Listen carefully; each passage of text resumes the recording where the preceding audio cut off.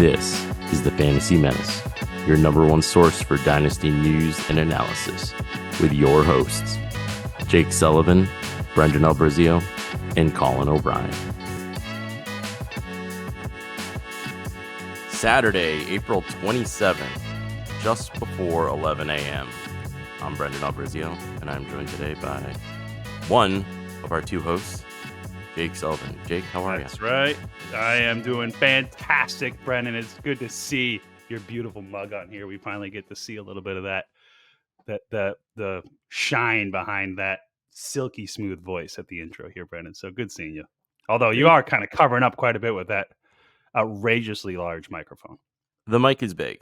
But it is a good mic, so I don't want to change it. And that's all I'm going to say about it, even though the audience will only see part of my face. Colin will not be joining us today, but he will be back for next week. So stay tuned when we've got the full crew after the draft has completed. Mentioned it was Saturday morning. We are an hour away from rounds 4 through 7 kicking off.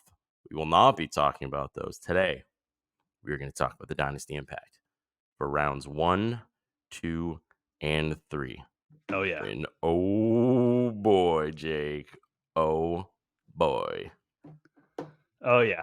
I mean, some of it was so predictable, and other parts of it were absolutely shocking. I mean, I guess you can say it about every single draft, but this was certainly an offensive-minded draft this year, Brendan. I think there's 16 wide receivers. How many wide receivers went in the first 3 rounds? 16 wide receivers. 16 wide receivers. 6 quarterbacks in the first round? 6 quarterbacks in the first round. First time it's happened since Dan Marino got drafted.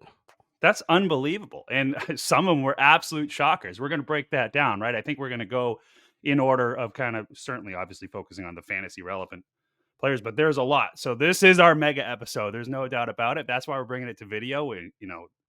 God, I hope we're bringing it to video. I've spent about 4.5 hours photoshopping all of the relevant players last night. I never want to brush the inside of another NFL player's thigh again to get the turf away and all that. Boy, oh boy. So I just want the Padawans to know how much work I'm putting into. I had to learn freaking Photoshop to get here, and now I got to figure out how to animate everything going in. So forgive us for maybe some of the wonky graphics going forward. I love it. Jake, before we dive into the players, can we spend just a minute on Bill Belichick? Oh my God. Guru. Oh my God, he was awesome. I hope he never coaches again. I hope this is what he does. I mean, obviously I want him to break the record, but he was, hold on. I mean, how do I move this thing? There he is right there. No more of that. He needs to be on this from now on. The mic, that was fantastic. And I think the highlight for me is when they were doing the magic tricks with that guy and he didn't give a shit. He was on the phone the whole time whispering, not realizing the mic was hot. But apparently that whole time he was getting Sean Payton on. He was booking him to come on in like a few minutes essentially. But I don't know if you saw at the end, he agreed with Pat McAfee to be Mondays, on weekly. Yeah, weekly on Mondays. That's awesome. I mean, he really shocked me with how articulate he was. I mean, obviously he's a brilliant guy, but every time you see the press conferences, he's so quiet and so uninteresting. And this time he just I hung on every single word that he said in there. And in fact, I took a bunch of notes here, bro, of what he was saying about some of those quarterbacks that I'll share as we go through this. Surprise, surprise, 80% of what he said about every single prospect that he was talking about was a negative that they had to work on. It seems like he didn't like anybody in all reality, but I loved it. And he was a lot smoother than I thought he would be in that role, especially for his first time doing it. If you follow, for the listeners not in the New England area, if you follow the beat writers from the Patriots, a lot of them will tell you that the Bill Belichick in the press conference is much different from the real life Bill Belichick. If you get to know him, he opens up, he's super engaging, and he's funny. And I wasn't sure if we were going to see that Bill Belichick, just because when you put somebody in front of a camera and TV, it's not always so smooth. I thought he was real, engaging. And that Randy Moss story, even though I had heard it before, hearing him tell his version of it was amazing. I cannot wait, Jake, The for this physical? season. Yeah. The physical? Yeah, you're good. Yeah, you're good. Okay, let's go. Hey, Randy It- Moss hanging up on him twice. That's hilarious. just awesome. He's amazing. Belichick even did a little bit of a Randy Moss impression. You know, Yeah. he was taking his shots at impressions. But yeah, it was awesome. I hope to see way more of that. When you watch round 2 and round 3 without him, it was like a drastic difference in how entertaining the show was. He'll be on Pat McAfee. I believe he's negotiating to be on Manning Cast. I don't know if that was officially announced. I know that it's leaked out through the press that he'll be on Manning Cast. I am so excited for this Yeah. upcoming season. Yeah. Awesome. Well, speaking of excited, I mean, even without Belichick's round 2 and 3 were almost or maybe just as exciting as rounds 1, Brennan. So we got a lot to cover today. I think we should get We're going. diving in.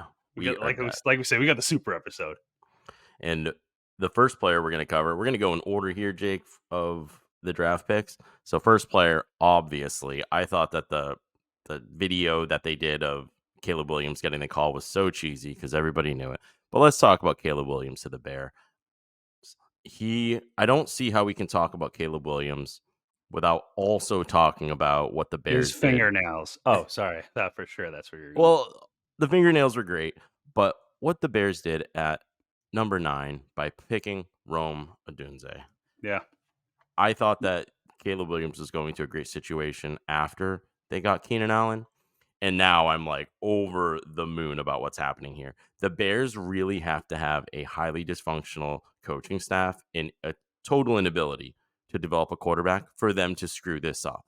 I feel like Caleb Williams is what he put on tape, and now having Rome Odunze there, for me, I would consider picking Caleb as the 101 over Marvin Harrison Jr., which is what most of, I think, dynasty rookie drafts have. They've got Marvin Harrison over him, but with Rome Odunze now in that room, I am so high on Caleb Williams. Yeah, I don't know if I didn't realize that was kind of already the consensus, the Marvin Harrison over Caleb. I thought that was a little more our show. I think the three of us aren't as sold on Caleb Williams as the consensus, the community out there. But I agree with you. He's got all the weapons in the world right now, and they're obviously dedicated to him. They moved on from Justin Fields pretty quickly. They did bring in Keenan Allen. DJ Moore obviously has to build a rapport with him, but then you have Rome Odunze, and I think, the sky's the limit for that team. Belichick once again, like, just started off being critical, and then tailored it back a bit with him, but too many mistakes, right? I think that's the big problem, that he tries to make too much happen. And that's kind of what we talked about in our QBs episode, that he tries to be a superstar too often. So we got to see what he does there. But as long as they can reel that in, then the sky really is the limit. This guy's a top tier super flex option, I think. And that kind of, it pains me to say, because I do think he's a little cocky. I think when you see what he does, I think He's he's got a little confidence for sure. He certainly has the confidence, and he was talking about having a backup Spencer Rattler and how upset that made him as a rookie. And it's kind of like, you gotta, he seems to want to march to the beat of his own drum. So we'll see how that works. I like this for Rome Odunze. I think there's a lot of picks that were made, particularly in this first round, that kind of tanked some players' values. I think this is a really good spot for Rome Odunze. I think ultimately, if you're the Keenan Allen owner, you're realizing, okay, my time is very limited with Keenan Allen. But I think if you have DJ Moore and you have Rome Odunze, you're very happy right now with both of them. They get the superstar quarterback coming in that is going to be, they're going to heavily rely on the pass game. And don't forget, they brought in DeAndre Swift too. So they've really built around this quarterback. They did. Hey, don't you dare! You're gonna put I'm a DeAndre Swift in there. I'm a Swiftie. Yeah. With Oh yeah. Caleb Williams, Rome Odunze, Keenan Allen, and DJ Moore. Yeah, absolutely. What are you kidding me? Rome Odunze hasn't done anything in the NFL. I can't eat with you and the DeAndre Swift. You've been on that train forever. Yeah. But I agree with you on Rome Odunze, because this is a fantastic situation for him to develop in. They've got a great quarterback, I think. Well, we believe they've got a great quarterback now in Caleb. They have last year, I believe, in the second half, after they got Montez Sweat, which I thought was crazy for them to get. They ended up being, I believe, a top 5 defense second half of the year. So they've got a good defense. They've got a good quarterback. He's got 2 great wide receivers in front of him, and their skills are all complementary. Odunze is a dude on the Yeah. long ball. DJ Oh, Moore is whoa, fantastic whoa, everywhere. whoa, whoa, whoa. Now you're saying, is he a dude? He's a That's good good. dude. You're right, because we have a Yeah, dude tier, but we're starting to create this whole dude tier that you're sending conflicting messages here, Brendan. you're right, but he is a dude in his own tier, I should say. So he's awesome on the You might need long to ball. expand the vocabulary there, Brendan. I don't know if we can keep going to dude. We'll come up with something else What later. is this? What is this? Good burger? Uh, Look, here's just before we move on from Caleb Williams, who is who we started with here. Here are the kind of notes I wrote down from what Bill Belichick said in his analysis. Poor fundamentals, good read progression, does too much, needs to be more dependable. Now, he's pretty down on all these guys, and I don't think he actually was coming across as down, but he's just critical. I think that's what made him so great. He made a Russell Wilson comparison, which I thought was really interesting. I hadn't seen that one yet. Everybody wants to try to compare him to Patrick Mahomes, but I think the Russell Wilson, despite recency bias with how Wilson has performed, makes some sense. Wilson's a little bit smaller, I believe, but he's probably a little bit thicker too. But that style of play, kind of that creator, the way that he improvises and then makes something out of nothing, I can really see that happen. So just kind of wanted to finish up with that, and then Rome Odunze, I guess we'll just wrap up there with him too, so we can skip over that. He was actually picked ninth, Brendan? Is that right? The ninth Yeah, he pick went ninth. to the Bears. He complements the weapons that they have there perfectly, is what I would say.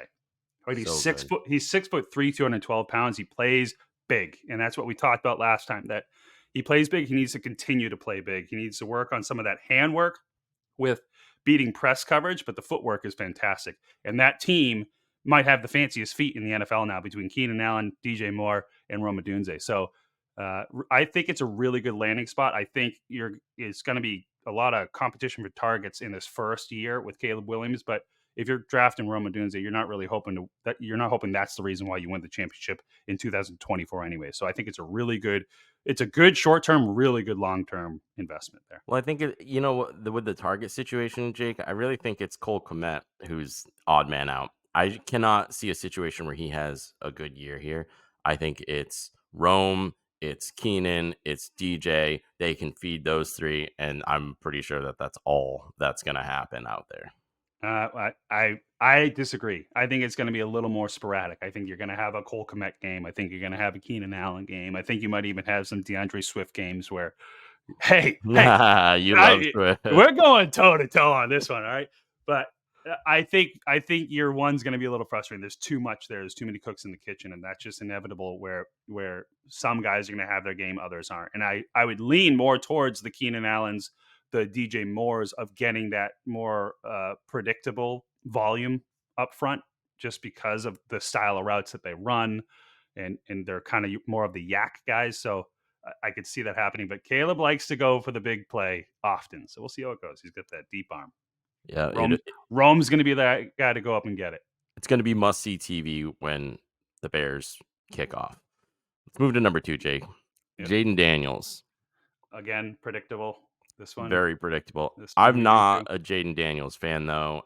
The audience will recall he had a situation leaving ASU.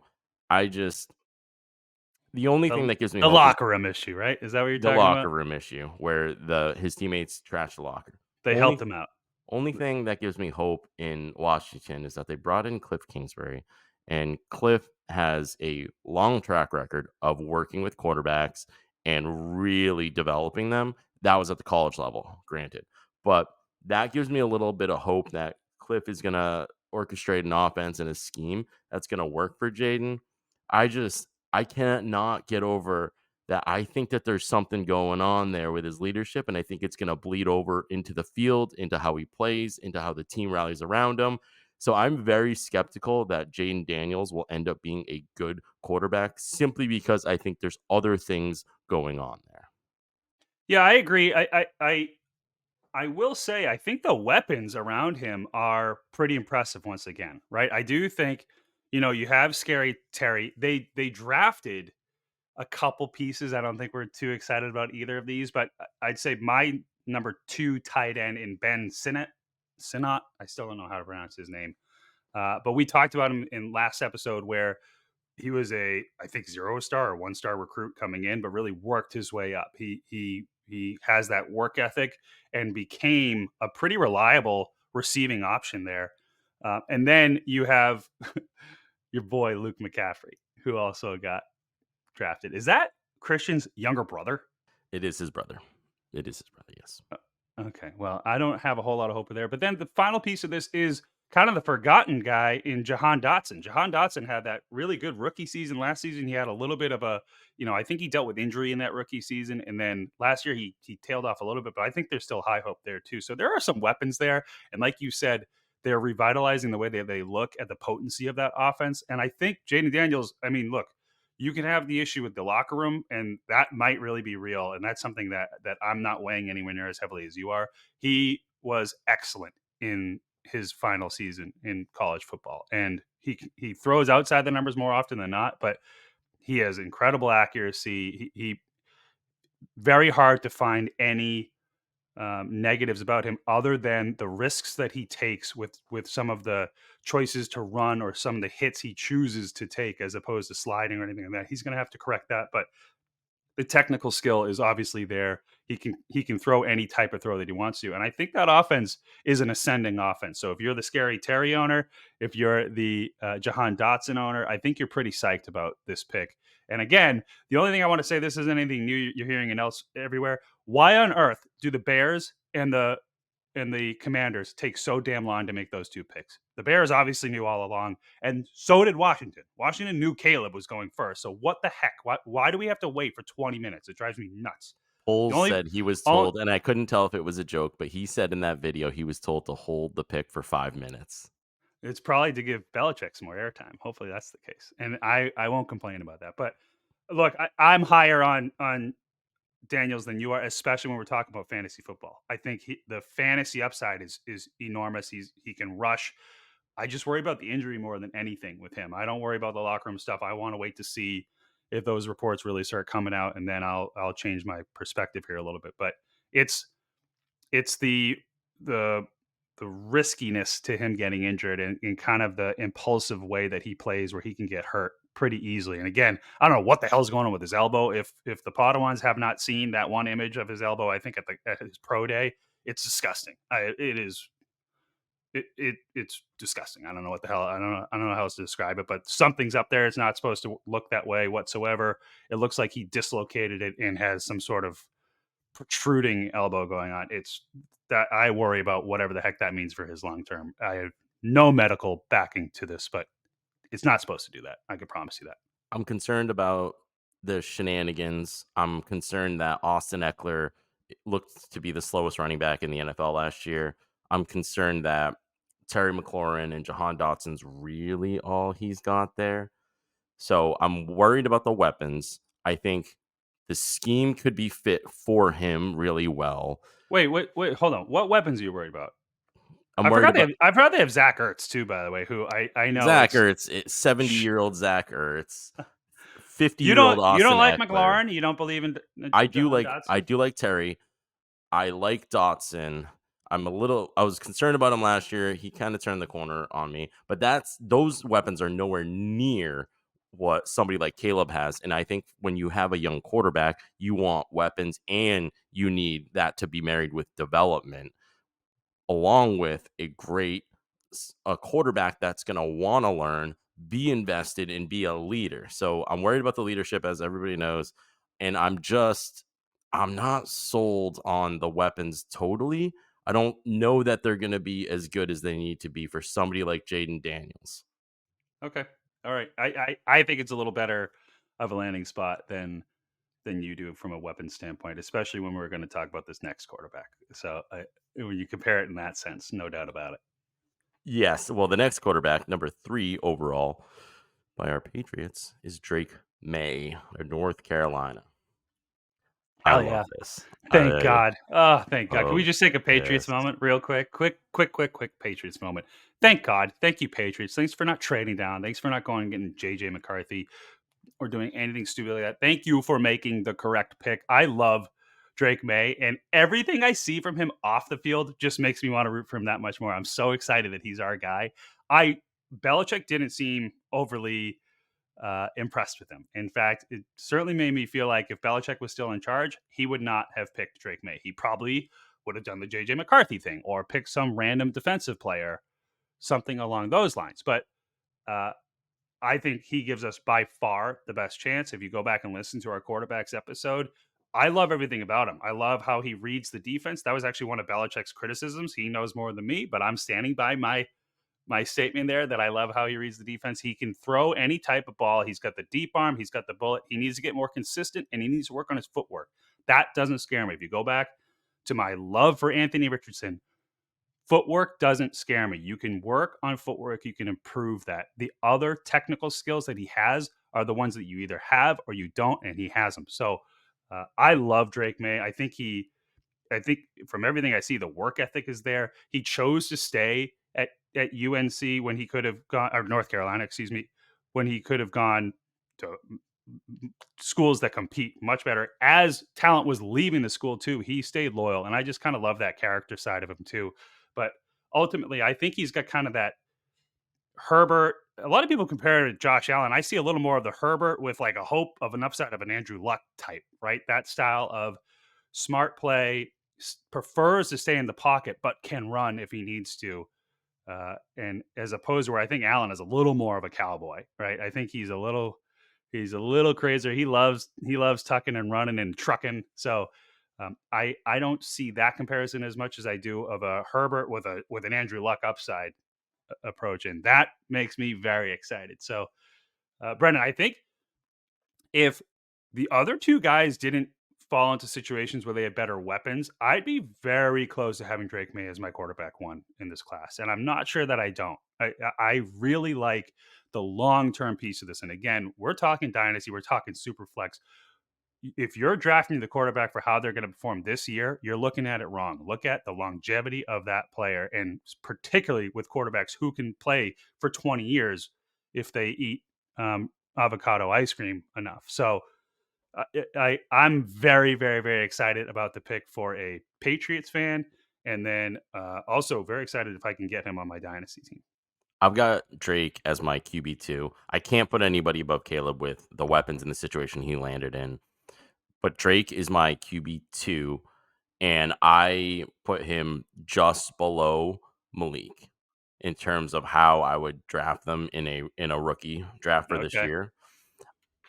I'm torn a little bit over Rome, I'm assuming. Over Rome. I've got Drake above Rome. Here's my thing with this, because previously, before last year, and I admit that there's some recency bias here. I had been of the camp that you want to develop guys that are a bit more raw deliberately, have them sit for a bit, watch the game, learn the game. And then we saw Anthony Richardson come out, and it wasn't just that he has amazing athleticism, which obviously he does, and can put up 18 points in a quarter, which he did. It was that he seemed to have a real command of that offense. He was picking up blitzes. He was throwing underneath when he had to. They schemed him really nice throws. And I always laugh at the Colts because obviously we had a significant rivalry with them. But the feeling out of the Colts was the best way to get experience is to get experience. So for me, when I look at Drake Maye, there's going to be some development that needs to happen there. I'm kind of like, well, should they start if he performs well in camp? And by all accounts, he's a gritty kid. He loves football. And I think he's pretty grounded. Did you see that video of his brothers making fun of him? Yeah, calling him a bitch. He's a little brother, so he's going to be humbled. Yeah. I feel like, as part of Drake's development, is it better for him to start earlier or start later? I'm totally torn on this, but he's my QB2 no matter what. I hope the Patriots make the right call, whatever they do. Well, look, they brought in Jacoby Brissett. I think that was very intentional. I think when they brought him in, they had a good feeling that it was going to be Drake Maye that was available to them at 3. They have a plan there. So I do think there is a balance between the experience piece and then also kind of ruining their confidence up front. And again, as we've said, these guys don't have the same weapons that the other two guys we've been talking about have. We can talk about the weapon they drafted. We might as well just jump to that, but we can do that in a second. But I think like the first quarter of the season, have him sit behind Jacoby and then bring him in as you start to see it. I think I'd like to see a little bit of that because I do think the footwork needs work. I think he misses too often on especially some of the short routes where it just seems he and the receiver, a lot of the misses that I saw in his tape were I thought he put the ball where it should be, but it's not where the receiver is thinking it's going to be, right? So if he throws it away from the coverage and still within reach of the receiver, but sometimes it's not in front of the receiver, it's kind of to that back shoulder, and the receiver wasn't on the same page. So gaining that chemistry with some of his weapons, I think, is going to be really important. Otherwise, he's going to start making some big mistakes right up front, and then this Boston crowd will turn on him pretty quickly. So I think there is a nuance to how we bring him in. I don't think he wait too long, but I also don't think there's a rush to put him in right away because there are some fundamentals he needs to just continue to work at, and I have a lot of faith that he will. The player I'm talking about, Brendan, is Jayden Polk, who I didn't know who the hell he was when we drafted him. I don't know how I missed this guy, but I thought we literally talked texted, "Who the about hell is him this guy?"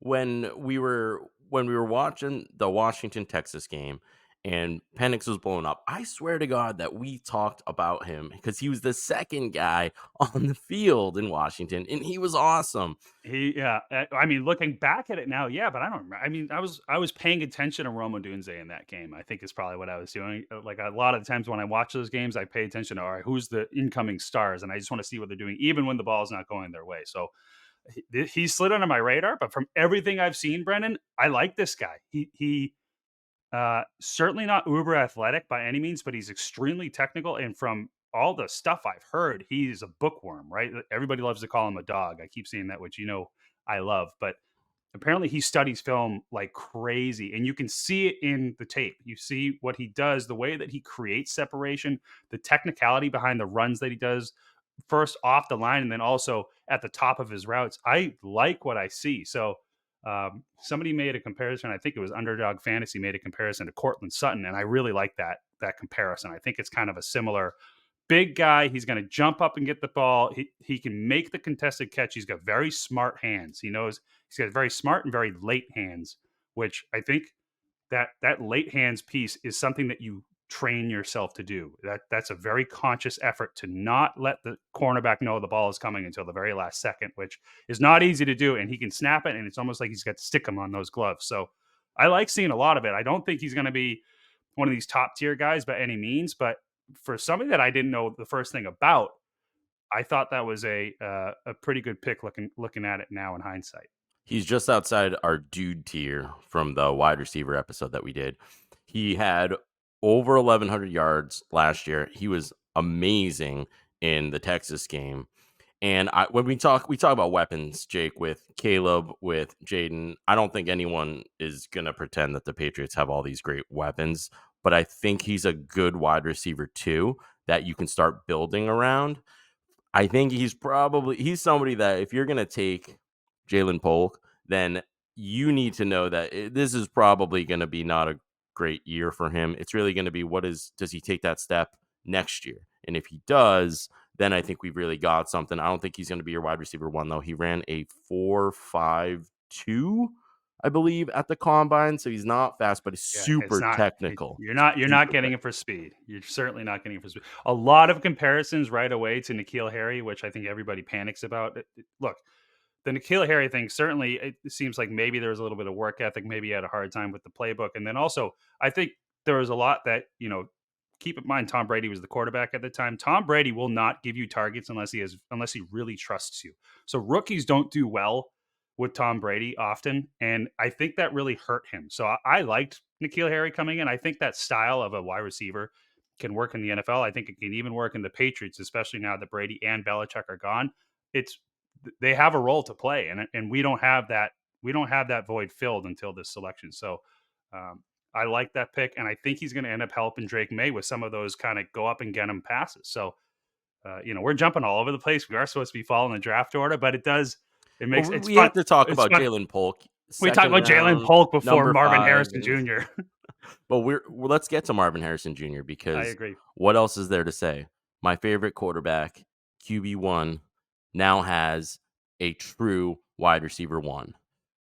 This is an amazing pick, I think. We kind of knew it was coming based on all the rumors out there. What else can we say, Jake? It's going to be the year of Kyler. This is going to be a huge bounce back for him. Marvin Harrison Jr.'s out there. Trey McBride's out there. There's just so much to like about everything happening. And let's not forget, James Conner kind of looks decent as long as he can stay on the field. He's older, but I think he's got at least one more year in him. Well, and there's a running back we'll talk about a little bit later on too that was drafted that's exciting to this team. So I will say we'll save that to keep a little more structure to how we're following along here. But Kyler better do well this year. Let's put it that way. Okay, it's not like Kyler's never had any weapons to throw to, and he has done well, but he better do well. You're quote unquote QB1. You love Kyler, so he's got without a doubt the number one wide receiver prospect coming to his team. Marvin Harrison Jr. to me again is one of the best prospects that I've ever watched since we started really digging in from a fantasy standpoint, and they are going to force feed him. I think the only way that the Cardinals didn't take him at 4 was if they traded out of that pick, and I do think a lot of people wanted to trade up. I don't think they needed to unless you're the Raiders. I guess the Raiders were one of the ones that wanted to get a quarterback that didn't. But love the pick, love the place. I was as a Marvin Harrison, as somebody that's rooting for Marvin Harrison, I was hoping that Arizona would make that trade, and then he fell to the Chargers. If he went to the Chargers, I thought that would have been fantastic. I'd prefer he goes there over Arizona, but still a great landing spot. He's clearly going to be their focus on an offense, and they're Kyler's going to throw it. He's going to chuck it. So great opportunity there, no doubt about it. And that's the thing with Kyler. When he has a wide receiver one, he tends to hone in on that guy. He peppers him. Yeah. Did it with DeAndre, did it with Hollywood as well.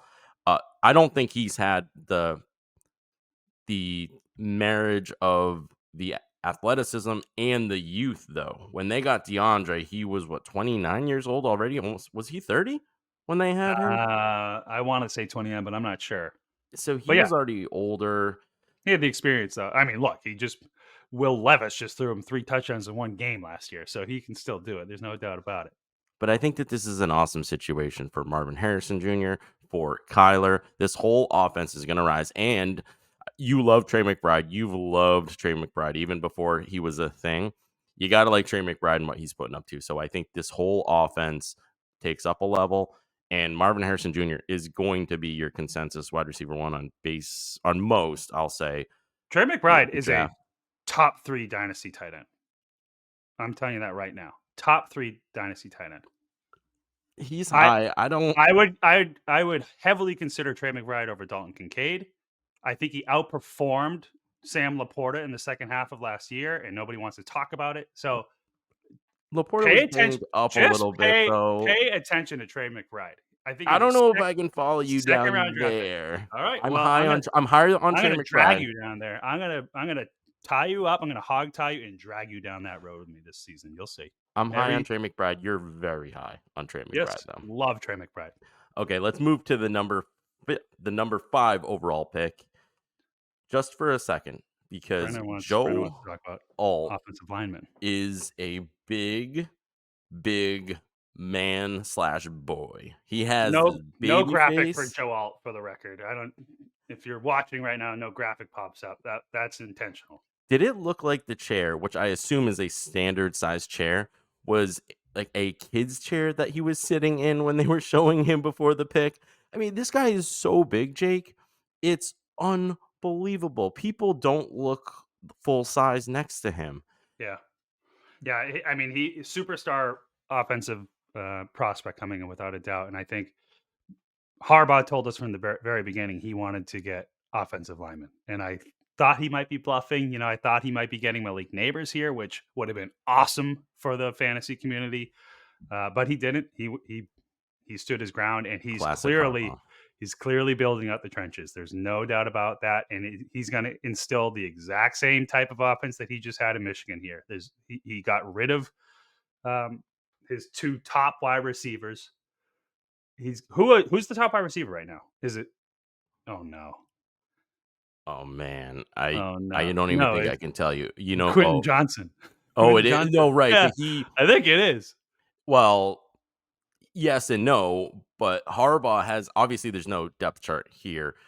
It Quentin Johnston, I think, is probably on whatever most mock depth charts number one now, but we all know that he is not going to walk into the season as the wide receiver one. He just doesn't run those types of routes, and he's not how he should be Sure. used. Sure. My point being that you get rid of Keenan Allen, you get rid of Mike Williams, you really have nothing left, and superstar wide receiver right there for the taking, and you go and you take an offensive lineman instead. To me, I'm concerned about the Justin Herbert stock. I really am. I think the utilization is going to be very frustrating. They're making it very clear that they're trying to build out a run first offense that's going to just grind down the defense. That's what this pick tells me. That's what his offseason moves are telling me. I think they brought in Gus Edwards and J.K. Dobbins. They brought in the two Ravens, the corpse of the Ravens running back uh, group there. But they're going to get their opportunity. There's no doubt about it. So if they go today and draft on day 4 a Jalen Wright, I'm all of a sudden really jacking up Jalen Wright, the running backs stock, because whoever is going to be the lead back on that offense is going to have a ton of opportunity this season. So uh, good news for the running back game. Bad news, I think, for Justin Herbert. And I really like Justin Herbert a lot, but this from a NFL perspective, if you're a Chargers fan, if you're one of the 15 Chargers fans out there, then you're pretty happy about this pick, I think. If you are a dynasty fan and a Herbert owner in particular, you're starting to get really concerned about a guy that is a superstar for you that I'm sure you're kind of building your entire team around. So, uh, little disappointing from that standpoint. Yeah, just a great example of probably building an NFL team the right way while simultaneously hurting the fantasy value of all of your main weapon, which is Justin Herbert. Even if they take a running back, which we expect them to do based on the talent that's still out there, I don't see how this helps Herbert at all. Yeah. Yeah. Nope. All right, number 6 overall, Jake, Malik Nabers, wide receiver number 2 off the board to Oh, the Giants. hurts. That hurts. It hurts so much. I mean, again, if he just went to the Chargers, if he went to the Chargers, I think I might make him my wide receiver one. Honestly, I think I would love him that much because he was that close to me to Marvin Harrison Jr. Again, I told you guys I wanted to make him wide receiver one for me, but I just couldn't. Marvin Harrison is just too skilled. He's too much of a freak, especially at his height. But that landing spot would have been fantastic. And instead, he goes to a really uncertain situation in with the Giants. We don't know what the hell is going on with Danny Dimes. They weren't able to get a quarterback in this draft, even though they were heavily rumored to actually really want Drake Maye. And then they were also linked to JJ McCarthy as well. They either weren't able to trade up and make it happen, uh, or there was well, obviously they passed on JJ McCarthy. So those rumors don't seem to be true. However, I just don't know who's going to throw it to him. And the skill set is clear. It's there. He is a superstar. He can really elevate your team. But is it Tommy Cutlets who's throwing the ball to this guy? That's the thing. We have no idea. The talent for me, Is Drew Lock there too? I don't even know. It's such an abysmal quarterback situation. The talent for me puts Malik at wide receiver 2. I just can't move him from there. But Drew Lock is man, there. was this a massive, massive bummer from a fantasy standpoint because now I don't know what his rookie year is going to look like. If he landed in the Chargers, I think we all suspect that he was going to have an amazing season. And now it's like, okay, well, long term, Malik, I think, is going to be a great wide receiver, but now you may have to offset your expectations by 1 year until the Giants can really figure out what's happening there. Daniel Jones coming back, is he going to be decent? I don't have hope for that. So Well, they can be out of his contract at the end of this year, and I think it's very clear that's what they intend to do. So there is going to be a shakeup. They brought in Drew Lock, I think, primarily because they're really concerned about Daniel Jones's injury situation. What was his injury? Was it a neck injury? Well, yeah, he did have the neck injury, but I don't even remember why he was out other than just being injured. Did he tear his ACL? I don't know. Well, he might have done that too. The point is, they gave him this massive contract, and you could tell they immediately regretted it. That they were kind of forced to make a decision just with how the time was lining up for them, but they immediately regret it. And Brian Daboll is now tied to what they're going to do next, and I think he's on the hot seat, and he knows that. And this organization seems to be done with Danny Dimes. They're going to use him for this year. They might bring back Tommy Cutlets. They got a lot of good nicknames on this team, but not a lot of good talent from in that position group. So it is a bummer. You're going to have to wait it out with Malik Nabers, and I think you still got to pick him in that kind of same range where you thought you were going to have to pick him in your rookie draft, but it certainly hurts a little bit more because now I don't think there's going to be a whole lot. You're certainly not going to have as much excitement watching him in his rookie season as we thought we might. So tough landing spot, easily the worst landing spot so far, I would say, out of what we've covered. Very tough landing spot. And Daniel Jones did tear his ACL, and you are right. There were rumors already that they might just cut ties this offseason, but Malik Nabers, still believe in the talent. Bummer on the landing spot, though. Yeah, real bummer. Speaking of bummers, you called me and you said, have we ever seen a player get picked so high while simultaneously losing so much dynasty value? Nope. And that's our guy at number 8. Michael Penix Jr. to the Falcons. What was that? I'm I mean, speechless.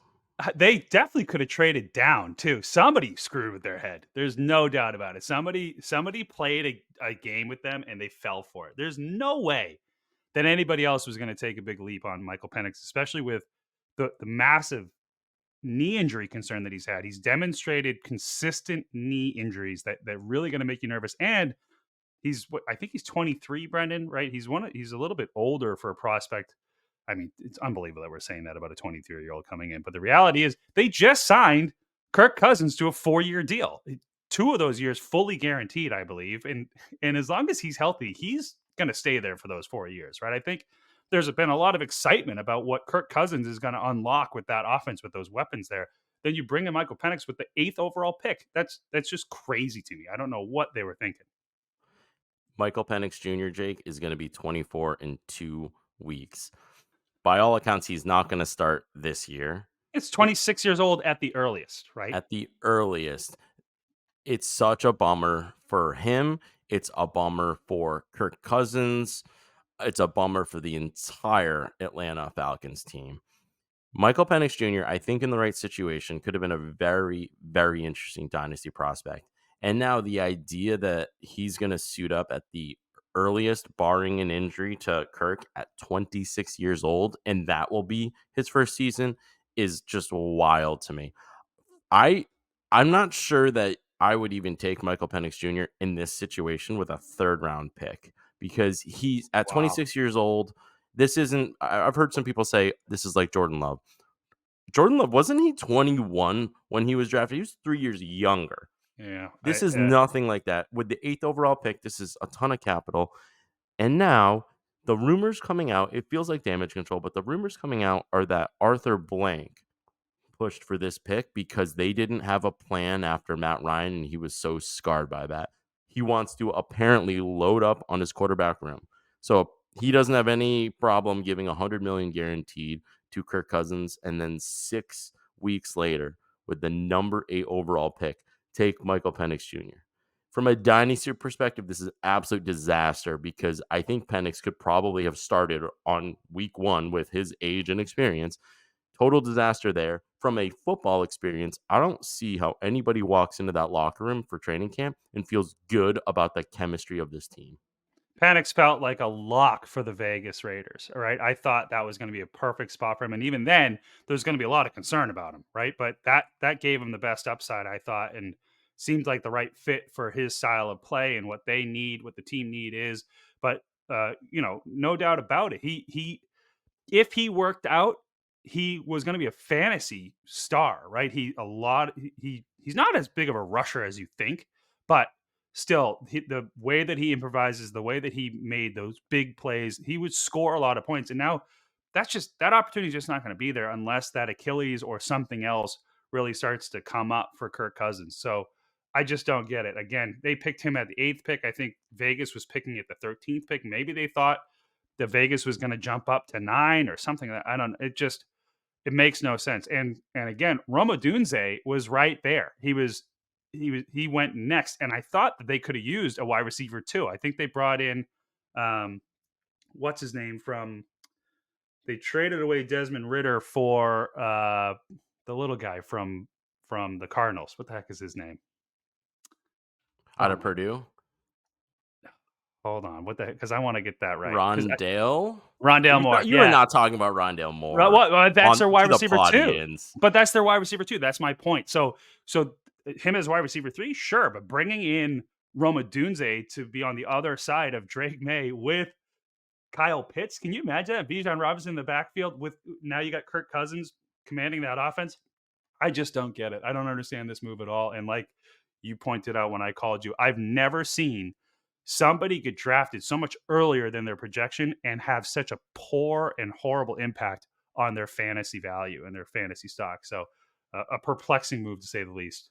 Number 9, feel for Kirk Cousins, feel for the weapons. Did you see that Kyle Pitts came out and was just like, oh, wow. I don't really know what to say. I mean, Kirk's camp came out, whatever that means. His camp came out and clearly voiced some frustration for him that he was made aware while they were on the clock that they were looking at a quarterback. So it really shocked him. And, you got to think if he knew that in free agency, whether or not there was tampering or not, that maybe he would have chose to go somewhere else. This is inevitably going to be something where there's going to be a little pressure put on Kirk Cousins now that I'm sure he didn't want. I think he thought he was kind of stepping into a cush place for him to sail off into the sunset eventually. So let's move on. Michael Penix Jr. That's a bummer because he in the right spot, he could have been a pretty good sleeper pick, I think. So just a bad move all around. What could have been. Yeah. The number 9 overall pick, Jake, we already covered Odunze. Anything else you want to talk about here? I thought it was a wonderful pick.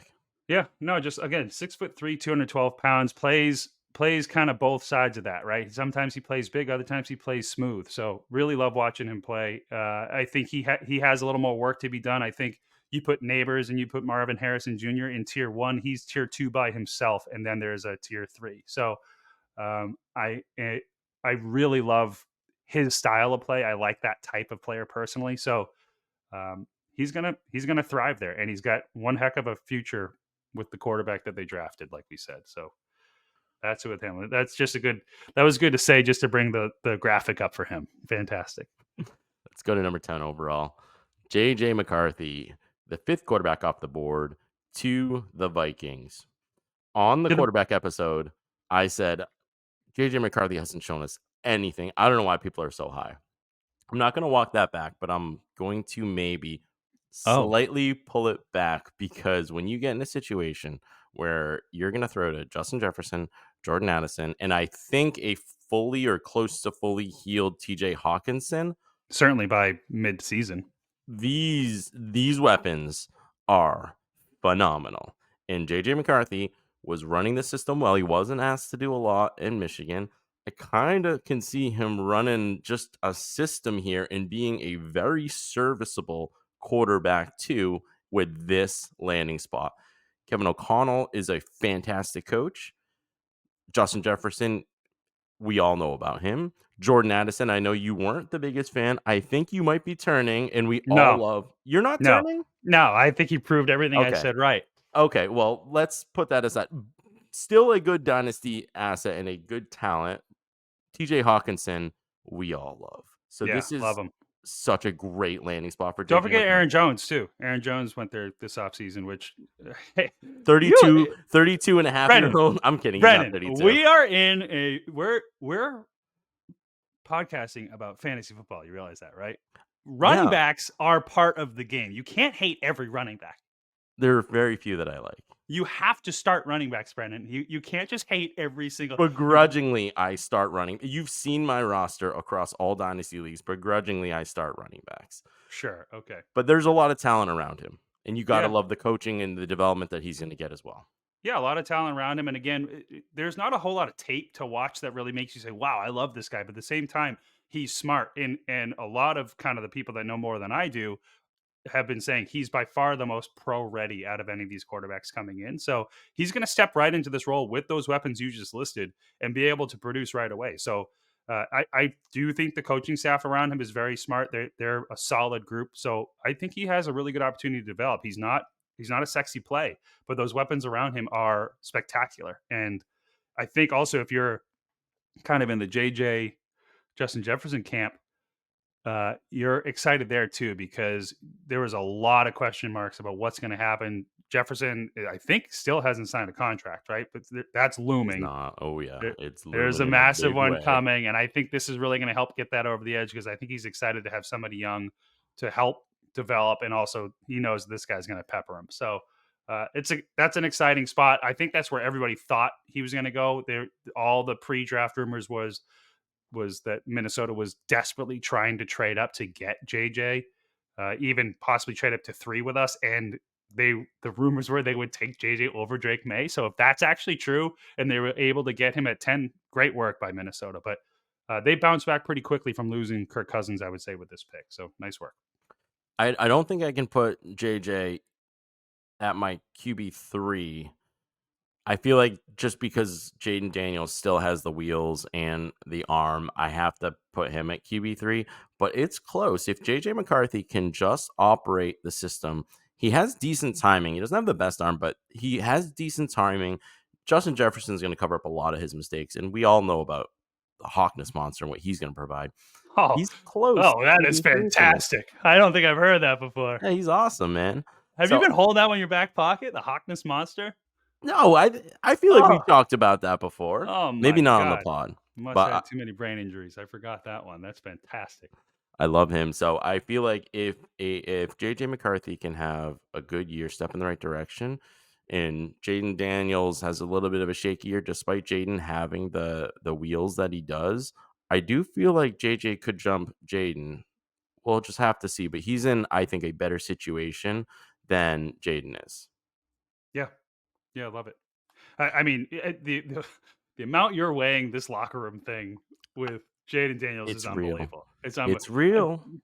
Audience, just be wary of that. He's extremely low on Jayden Daniels because of one rumor about what happened when he was leaving. So the guy, go watch his tape if you want to question Brendan's assessment of Jayden Daniels. I think you should hold him a little bit higher than what Brendan's doing right now.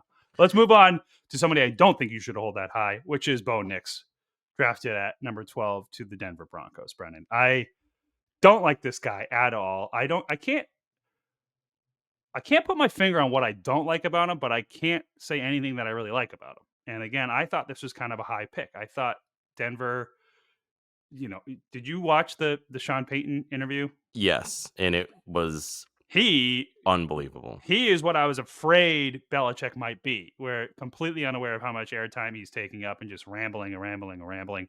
It almost looked like he was desperately trying to already defend that selection, right? And makes me think that he's a little nervous about the pick, but realize they need to get somebody, and this is the last one on the list from a quarterback standpoint, right? There's nobody else.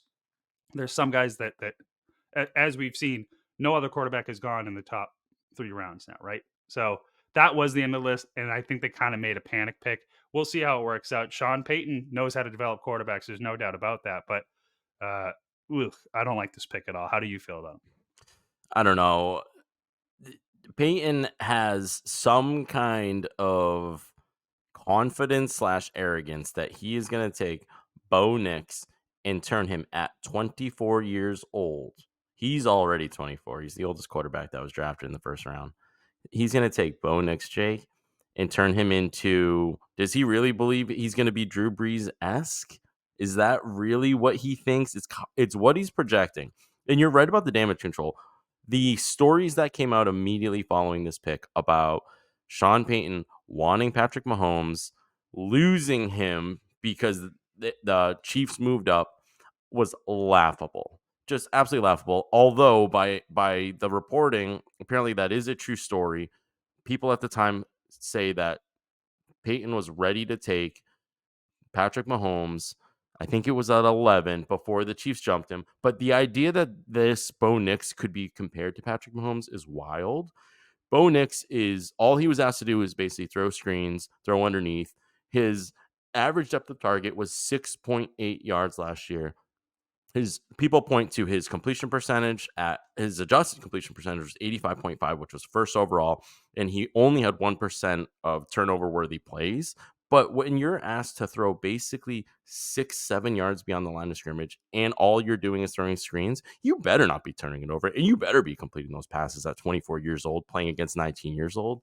So this thing is crazy to me. I can't see how it works with everything, with his age, with how he played in college. Despite Sean Payton being a great The coach, I weapons. just can't see how this is going The to be weapons positive. too, right? Like, who does he have to throw to? He's got Cortland Sutton and then who? Marvin Mims Jr., Josh Reynolds. Like, but it's this is a worse situation in my opinion than the Patriots, or at least an equal situation. And I think the quarterbacks are night and day. So I just don't like it, and I think this could be the end of Sean Payton too. We'll see how this. I think Sean Payton's job and his legacy as a Denver coach is going to be tied to this, because obviously the Russell Wilson experiment did not work. Nobody went and let's ride it with them. Let's road. But we're going to see how this ends up, because it's Adam Troutman, Cortland Sutton. They have Javonte Williams. I think I think he's going to go back to kind of that heavy run approach again. And again, I'm not too wild about the Bo Nix selection here whatsoever. So that's that. You heard it from me. If I have a pick where Bo Nix is the clear selection, I'm trading that pick. I think that's how I feel about it. If I can get something for it. Yeah, and I think that the only thing that I can say about Bo Nix is, for me, he's above Michael Penix simply because Michael Penix doesn't have much value as a backup. But other than that, I just can't see how he's going to turn out and be a serviceable dynasty superflex quarterback. Yeah. Now, Brennan, this is where the draft really started getting very interesting, right? We have a few picks we're about to talk about here where all of a sudden there's a lot of wow factors going on. First being the Brock Bowers selection, our tight end one, a clear cut tight end one. You want to listen to our last episode. I do caution a little bit about the hype around him, but he's going to be a great tight end. I have a little concern about his size, but that's changing in the NFL, in today's NFL at least. But he goes to the Las Vegas Raiders, which RIP Michael Mayer. That is a brutal landing spot for him. Michael Mayer, excuse me. I always confuse him with the freaking serial killer horror film. But Michael Mayer, drafted 2 years ago or last year? Last year. Yeah. Like one of the more refined quarterbacks coming in. He was right there with like Dalton Kincaid and the Sam Laportas. They said he needed a little time, I think, but now all of a sudden, if you have him, your balloon has certainly been deflated. And I feel similar about Brock Bowers, because I think they're going to use both weapons, and they still have Devontae Adams there. They still have Jacoby Myers. They got no running game. They have Zamir White, and I think Aiden O'Connell is technically the starting quarterback there right now. So, not exciting. I do tend to say bad quarterbacks lean on their tight ends a little bit more from a target standpoint. So hopefully that rings true for the Brock Bowers truthers out there. But again, this is second only to the Malik Nabers, my least favorite landing spot so far. Yeah, very Unless you want to include Michael Penix, but very disappointing for me. Michael Mayer had consecutive 800-yard receiving years before he came in the NFL. Last year was sort of I think we all chalk that up to tight ends take a couple years to develop. Usually, let's put the Sam Laporta season aside. Usually they take a couple years to develop. And now I'm not sure what you do as a Michael Mayer owner, and I'm not really sure what you do as a Brock Bowers owner. No quarterback, two seemingly good receiving options. Brock Bowers is a better receiving option, but Michael Mayer still, again, consecutive 800-yard seasons in college. So I feel like they cancel each other's value out, and there doesn't seem to be a plan other than maybe they're going to be really bad this year and try to get a top 10 pick next year. What are they doing with this offense? It's either going to be Aiden O'Connell or Gardner Minshew. Gardner Minshew is the check down guy. So who's he going to throw to? Maye or Brock Bowers? This is not a great situation. Yeah. Brock Bowers is the number one tight end because there really isn't another option there, but he's only there by default. And I think it hurt Maye and him more than anything else. Yeah, I think his stock falls. I do. I think a lot of the other guys we talked about that are disappointing, their stock doesn't really fall. I do think his falls. I think, now all of a sudden, I think people were considering him over Odunze before the draft happened, and certainly over some of these other wide receivers we're going to talk about. I'm not sure if that's true anymore. Certainly not for me, unless you're talking about a tight end premium league, which we are not a tight end premium show. So for us, he does fall for me a bit. And now I'm looking at him kind of after picks 6 or 7, somewhere towards the kind of back half of that first round, which just stinks because I think people were very excited about him, despite what I said in last episode. And this is not a great landing spot. To me, it feels like the Raiders panicked. They thought Penix was going to fall there. All their sources told them that. And then they just looked at their big board and said, well, all right, we're just taking the next guy up. Exactly. And then somebody was like, wait, didn't we draft a guy last year? And like, oh, God, that's right. Okay. Oh, we forgot about Michael. Anyways, yeah, I agree. It felt like something there. There was no quarterback there. They didn't really have a plan. Atlanta shocked everybody and really moved a lot of draft boards around. They made the pick, but disappointing overall. Jake, we talked about the dude tier for wide receivers. We talked about this guy being the beginning of the dude tier. Brian Thomas Jr. went 23rd overall to Jacksonville. I love this. I've changed my tune on him. I've gone back and looked at more. I still want to see him do more routes than what we saw him do in college, but I don't think he's that far from that Odunze tier. I think is how I would look at that. Whoa. I don't think so. Look, he still has a lot of work to do. 6'4", 205 pounds. He, the route running is something I want to see more of, but that's not really what you're bringing him in here to be. Not some silky smooth route runner by any means. And I think the place that he landed in is perfect. I think it's a really good opportunity. He's obviously tied to T-Law now. I'm still a diehard truther with T-Law. Too bad Colin's not on here because I think we're going to have an episode pretty soon where Colin and I go toe to toe over Trevor Lawrence. But the more I watch his film, the more I like it. It's tough watching him and seeing Malik Nabers do all these crazy things in the background and like him. But if you really kind of just focus in on what Brian Thomas Jr. can do, he's kind of that style of wide receiver that I like. He is that alpha archetype that the route running, if he can expand on that route running tree, all of a sudden he can be a real wide receiver 1. I think when we did our wide receiver episode, I thought he was locked in at a wide receiver 2. Now, I think going back and looking at more of his film and this landing spot have changed that for me. And again, he needs to improve. There's no doubt about it, but he doesn't have to prove on a whole lot to do what he's been drafted to do. So I really like this spot. I love that, the Jaguars lost Calvin Ridley, so they brought in another young wide receiver to develop with Trevor Lawrence. I like it. I think it's exactly what this offense needs, and I think this offense is going to use them. When we were breaking down the wide receivers, Jake, we were talking about how landing spot over in Thursday and Friday especially could really impact our thinking on these rookies. And for me, this is the example I point to here. Just like Rome Odunze, he is very complimentary to the weapons that Jacksonville already has. Christian Kirk is an awesome route runner underneath. Evan Engram has been revived in Jacksonville. Travis Etienne is a great running back. If you like running backs, he's awesome. Trevor Lawrence now has a young, really good wide receiver 1. I am not sad that they lost Calvin Ridley because it didn't feel like they were ever fully clicking.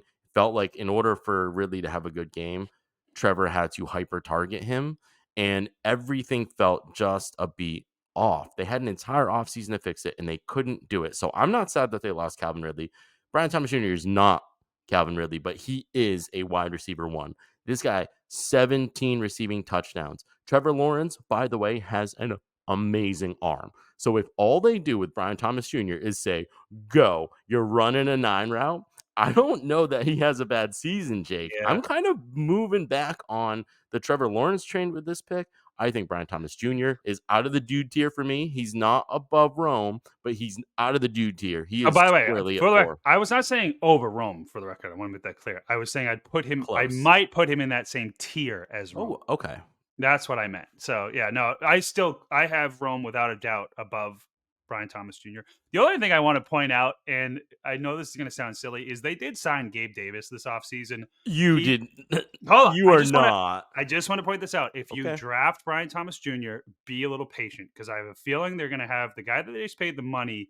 They play a similar style in that offense. So I think you're going to see Brian Thomas come along as the season goes on. So when you see Gabe in games 1, 2, and 3 get a bunch of these targets, and you're getting a little disappointed with oh my God, do I have another Jonathan Mingo on my hands here with Brian Thomas Jr.? Just be patient. That's all I would say, because I think that's just kind of how this is going to unfold as the chemistry and the improvements on the footwork go with Brian Thomas Jr. So just a little word to the wise: be patient on that pick.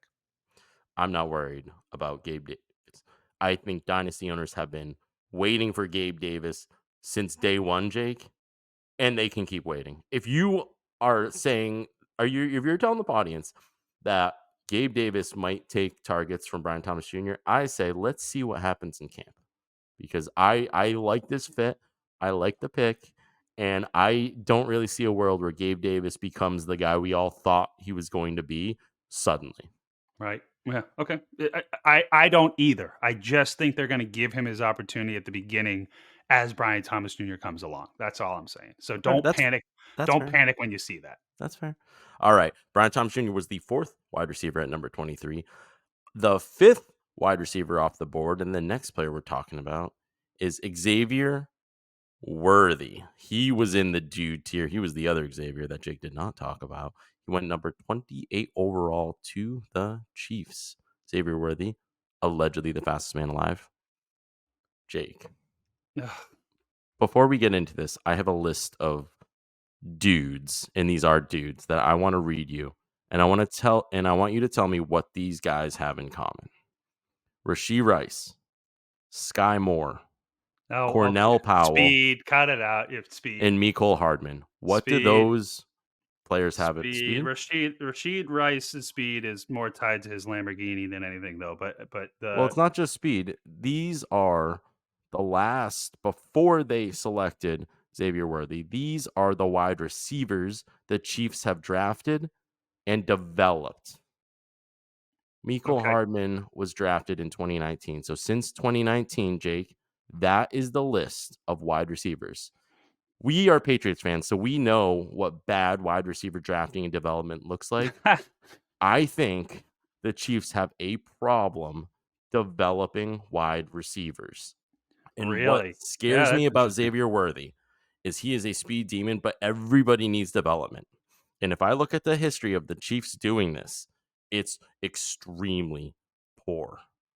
I am concerned that Xavier Worthy, his value is tied to the team that picked him rather than any form of talent that he may have or development. I don't see a world where I would take Xavier Worthy. He is off of my draft entirely because of this landing spot. Yeah, Brent, I'm just looking at the weight of all the players that we have listed here on this docket, and he's 20 pounds less than anybody else that's been drafted. He's 165 pounds. He's 5'11", 165 pounds. He better put significant weight on if he wants to take some of those big boy hits. I don't care how fast you are. If Minka Fitzpatrick lays you out, you're just going up for the ball, you're in big trouble. So he's a speedster.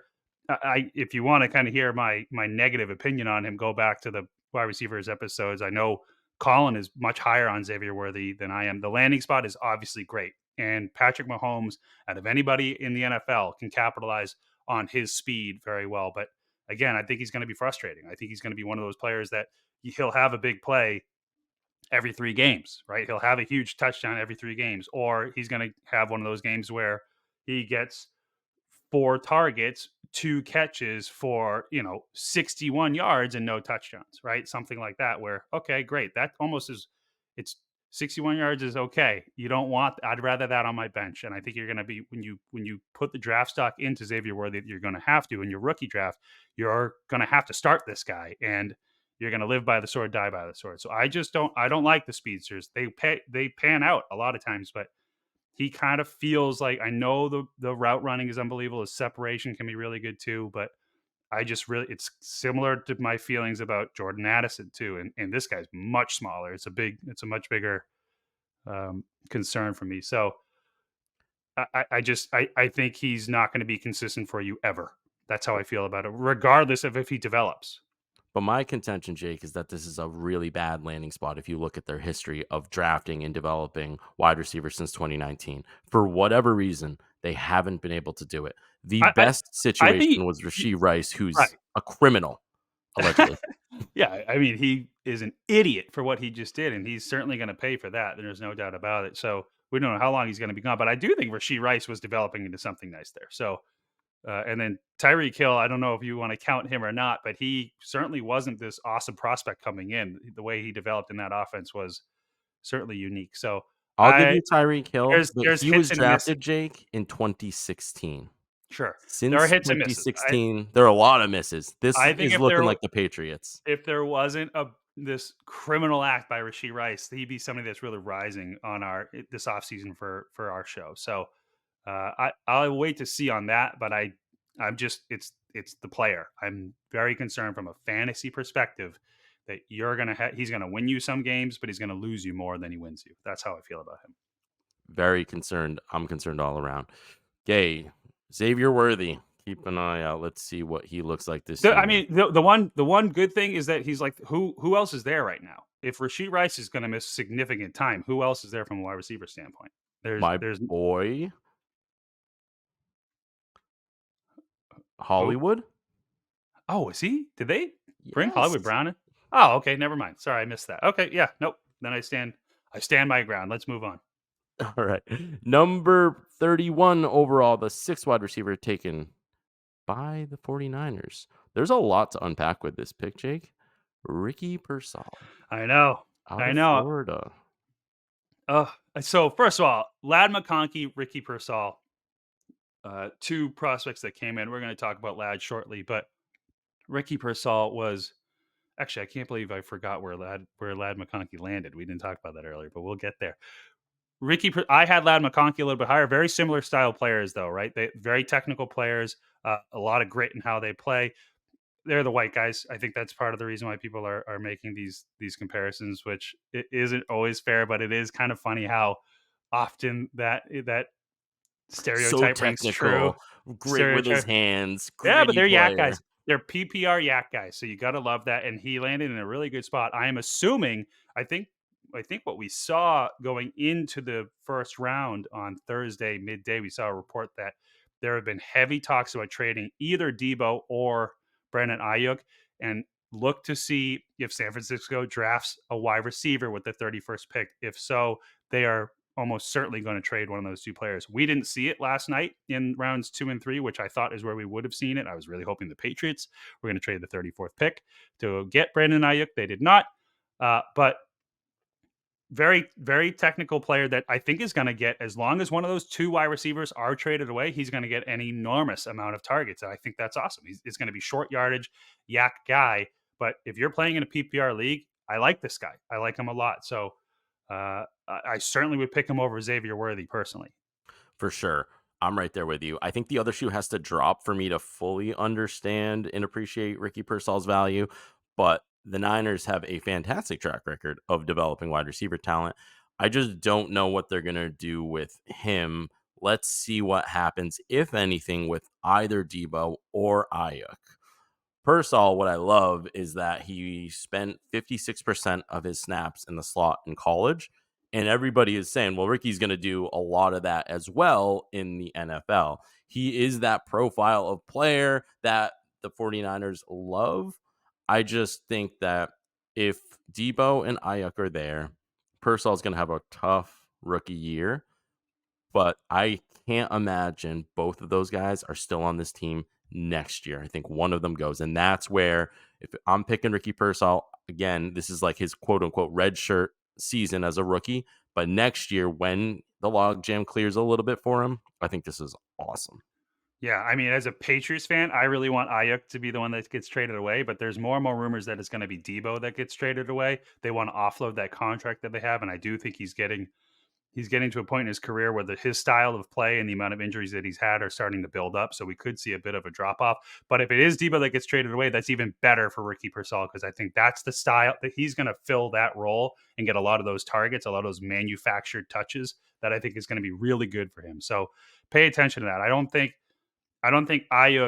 Ricky Pearsall is not going to step into Ayuk's role. He would step right into Debo's, in my opinion. So that would be really good for him, and I think that would really jack up his stock even more. So I love it. It kind of caught me off guard. I really would have thought Ladd McConkey was the better prospect between the two, but it's not a big gap either way. So, and again, like you said, San Fran has a really good reputation with the wide receivers they select. So they know better than me, no doubt about it.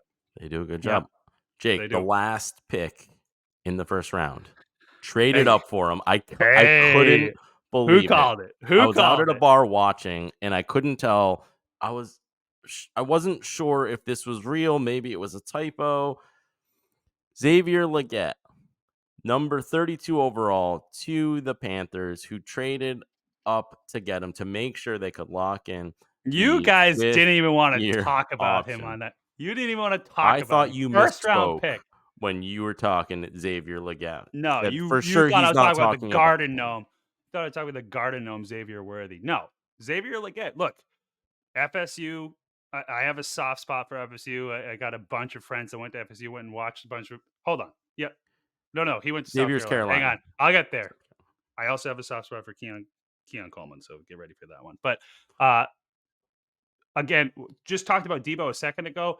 Xavier Legette had a ton of manufactured touches in South Carolina. They gave him the ball nonstop. A lot of it was behind the line of scrimmage, and then he goes. He's a big player. He's 6 foot. How tall is he, Brendan? 6'1", 221 pounds. It took a long time for him to break out. Last year was his 5th year. So he had a 5th-year breakout, which you never see. He played quarterback in high school.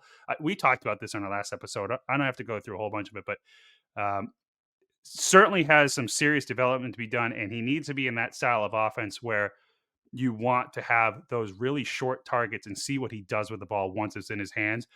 The GM for the Panthers came out right away afterwards and listed the types of routes that he does in college and said, this is exactly what we want out of our wide receiver. So you're off to a really good start there. I think they drafted him with it in mind. Xavier Legette came out himself and said that when he visited with the Panthers, they told him that they're going to draft him. I think they moved up from the 33rd pick? 33rd. They traded. They traded up from the 33rd pick to the 32nd pick just to get him on night one, it seems like. So they wanted this guy. They knew they wanted this guy. They spent a lot of time with him. They have a plan for him. So he's a raw prospect in the sense that he, didn't have a whole lot of upbringing as a wide receiver, but he's learned. He's fast for his size. But again, so if he can really start developing some more of that deep threat as well on top of kind of those really short depth of target, style of playing, he could be really good for you. And again, that offense needs weapons. There's no doubt about it. Adam Thielen isn't getting any younger. I think Jonathan Mingo is a bit of a bust, but we'll see. He needs another year. And then we got to see what Bryce Young does in that offense. But I like Xavier Legette. It's a lot of ups and a lot of downs when you watch him play. But if you can get more of those ups, all of a sudden he starts becoming he looks like an NFL star when he makes those big plays. And again, everybody wants to kind of recreate those Deebo Samuel type players on their offense, but it's hard to capture. Xavier Legette might be able to do that. Carolina brought in Deontay Johnson this year. They've got Thielen still. I feel like Legette has to move up in a lot of people's rankings because of the draft capital. They wanted to make sure that they would have the 5th-year option. They don't have a lot of options. Adam Thielen's getting older there. Outside of Deontay Johnson, I think Legette has an opportunity to develop as your wide receiver too. The biggest person I think that takes a hit from this, if anybody still believed in Jonathan Mingo, I feel like this is just going to tell you, no, this is out, because you're right. You really have to scheme up Xavier Legette.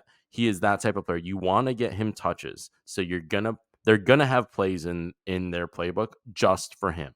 So for me, Mingo is out entirely. I was already out on him, but if you were holding out hope, it's over. The interesting thing about Legette is, you're right. He only had one great season, which was last year. Did you know he only had 2 drops out of 97 targets? I did not realize that. That is insane. That is one of the top drop rates in college. So he's got great hands. He's got great talent.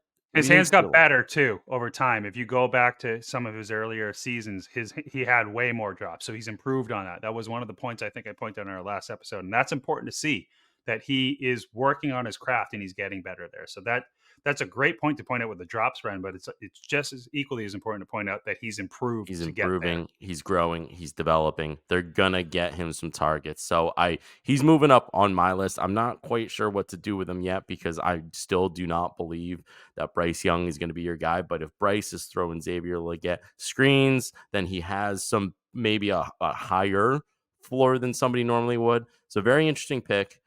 I can't believe they did it. And I know how excited you were, because you were texting all of us all night about that pick. I want to make it clear too, I'm not a huge believer. I do think this is a great spot for him to land. And again, it sounds like they know exactly how they want to use him, and it is how they should use him. When we spoke about him on our wide receivers episode a couple weeks ago, a lot of the comparisons that we were seeing out there, ironically, were DK Metcalf. And you just talked about Jonathan Mingo. The comparison for him coming out of college was AJ Brown. So both Ole Miss guys. Hopefully this one works out a little bit better than the Jonathan Mingo path. But that comparison is because there's absolutely no shiftiness in Xavier Legette's game. He is extremely stiff in how he plays. So it is a lot of screen passes. It is a lot of end arounds, and he just goes and he invites the contact.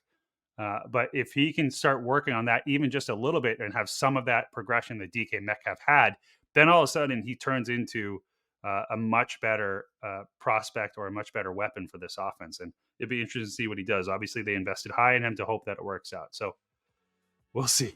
We'll see. It's a risky one, but there is upside on this play.